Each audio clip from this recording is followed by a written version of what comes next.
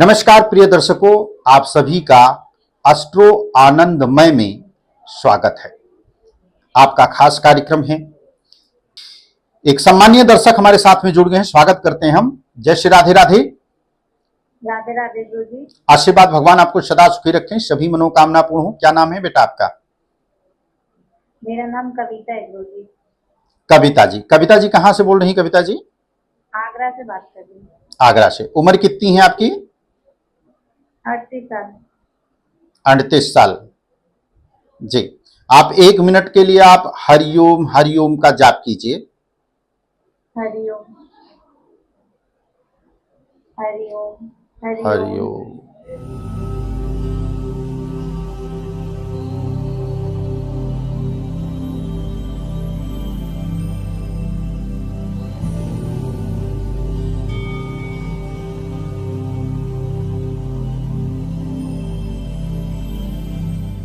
हरिओम।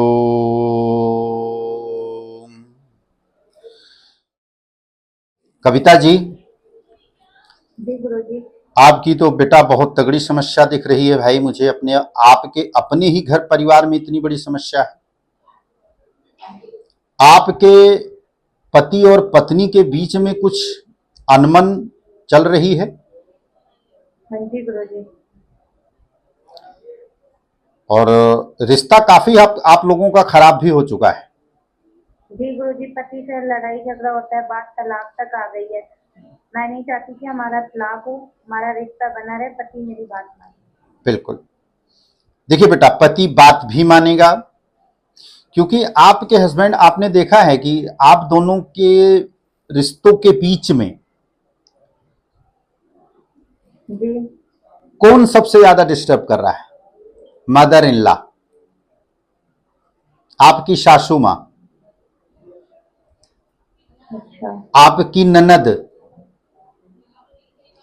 आप दोनों के बीच देखो, हस्बैंड ऐसा नहीं है कि वो सबसे ज्यादा लड़ाई झगड़ा किसके लिए करेंगे, कोई कारण नहीं दिख रहा है मेरे को, लेकिन समस्या बहुत तगड़ी, क्योंकि ये बात आगे तक बढ़ चुकी है। ये सबसे बड़ी इनकी कमी है कि आपका कहना नहीं मानते। यह सबसे, और यही चीजें होती है ना कि जहां सुमति तहां संपत्ति नाना, जहां कुमति वहां विपत्ति निदाना। गोस्वामी तुलसीदास जी ने रामचरितमानस में यह चौपाई बहुत अच्छी तरीके से लिख रखा है। इसको समझने का फेर है। हम जो हमारे ग्रंथ हैं उसमें सारी चीजें लिखी हुई हैं। तो बेटा, सबसे पहला काम आपको एक उपाय में विशेष बता देता हूं। तलाक तो आपका नहीं होगा, इसके लिए तो आप निश्चिंत हो जाइए। तलाक आपका नहीं होगा, लेकिन एक चीज बेटा कविता में बताना चाहूंगा कि देखो, सबसे बड़ी रेमेडी है चुप रहना। जब आपस में अगर ऐसी चीज हो तो सबसे बड़ी रेमेडी है चुप रहना। अगर वो कोई चीज को बोल रहे हैं तो उनको बोल लेने दो। वो थक जाएंगे तो अपने आप चले जाएंगे। आप इस कान से सुनिए, दूसरे कान से निकाल दीजिए। हाँ, मंगल शनि का प्रभाव आपके ऊपर सबसे ज्यादा है ग्रह का। इसके कारण से जो है कि रिश्तों में ये दिक्कतें, प्रॉब्लम्स हो रही हैं। लेकिन आपको ये उपाय मैं बता रहा हूं, इस उपाय को कीजिएगा। सबसे पहले तो आपको गौरी शंकर रुद्राक्ष आपको सिद्ध करवा करके उसको आप धारण कीजिए, अथवा अपने घर के मंदिर में उसको स्थापित करके प्रतिदिन उनकी पूजन करें। पहला रेमेडी आपके लिए यह है। दूसरा उपाय, तलाक नहीं होगा उसके लिए निश्चिंत रहिए आप। दूसरा उपाय आपको करना है, रविवार के दिन एक सफेद पेपर ले लीजिएगा। उस सफेद पेपर पर सिंदूर रख लीजिएगा और सिंदूर की पुड़िया बना करके उसको जहां पे आपके हस्बैंड सोते हैं वहां पिल्लो के नीचे आप रख दीजिएगा, तकिए के नीचे रख दीजिएगा। ठीक है। आसपास कहीं शिव मंदिर है आपके आसपास? हाँ जी है। है तो आपको सोमवार के दिन आपको स्नान करना है सर पर से। ठीक है। बाल गीले ही होना चाहिए। ठीक है। और आप पूजा की पूरी थाली तैयार कीजिएगा। बेलपात्र हो, भांग हो, धतूरा मिल जाए, ठीक है, फूल, अक्षत, फल कोई, और वो सिंदूर की पुड़िया तकिए के नीचे से निकाल लीजिएगा। एक लोटा पंचामृत बना लीजिएगा स्टील के लोटे में, और इसको ले जाकर के शिव परिवार को अभिषेक कीजिएगा। ठीक है। और माता रानी को श्रृंगार कुछ ले लीजिएगा, माता रानी को चढ़े वो श्रृंगार उनको अर्पित कीजिएगा। और जो सिंदूर की पुड़िया में सिंदूर रखी रहेंगी पुड़िया में, उस सिंदूर को जो है कि माता रानी को लगाने के बाद में अपने मांग में भी आपको लगा लेना है। इस प्रकार से आप 5 सोमवार कंटिन्यू आपको करना है, ठीक है।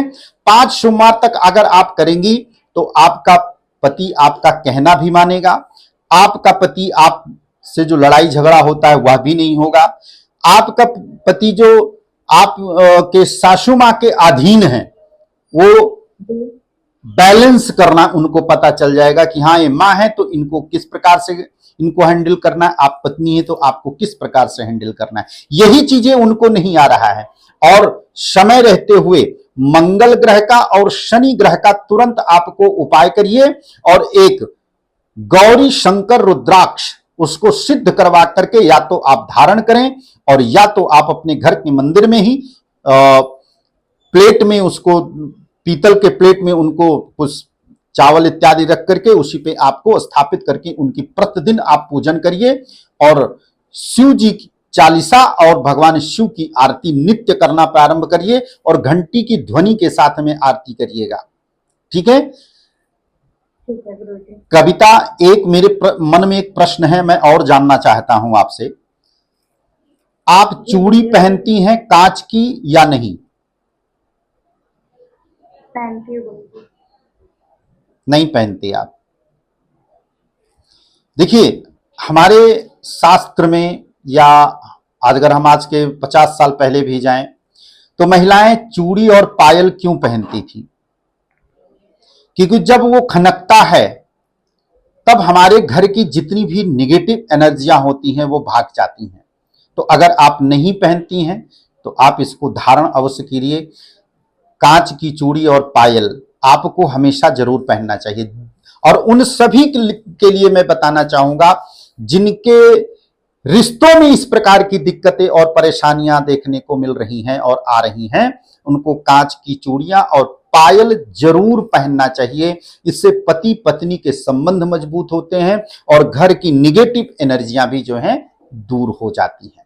बाकी विस्तार पूर्वक कविता चर्चा करने के लिए नीचे दिए गए नंबर पर हमारे ज्योतिष पंडितों से बात करिए, वो आपको बताएंगे कि कैसे मंगल का, कैसे शनि का या कैसे रुद्राक्ष का, आपको गौरीशंकर रुद्राक्ष का निवारण कब करना चाहिए और कब स्थापित आप उसको अपने घर पर करेंगे, ठीक है। वहां से आप उनको पता करिए, वो पूरी चीजें आपको समझा देंगे। जय श्री राधे राधे। प्रिय दर्शकों, आपने देखा कि इसी प्रकार से हजारों लोग हमारे समक्ष आते हैं, कॉल्स आती हैं कि हमारे रिश्तों में इतना प्रॉब्लम्स क्यों, हमारा रिश्ता तलाक तक पहुंच जाता है। अगर आपके जीवन में इस प्रकार से अगर हो रहा है तो आपको इस उपाय को अवश्य करना चाहिए। सर्वप्रथम मंगल और शनि ग्रह का निवारण करें। दूसरा, आपको यह उपाय भी करना है, अपने हाथ में कांच की चूड़ियां और पायल अवश्य पहनना चाहिए। क्योंकि काफी हद तक करके माताएं बहनें हैं वो नहीं पहनती हैं, कारण कुछ भी हो सकता है, लेकिन मैं घर परिवार की मैं बात करना चाहूंगा कि अगर अपने घर परिवार में सुख शांति का माहौल और मां लक्ष्मी का अगर प्रवेश चाहती हैं कि हमारे घर में सुख शांति और धन धान्य हमेशा जो है कि हरा भरा रहे, तो आपको यह प्रक्रिया को आपको अपनाना पड़ेगा।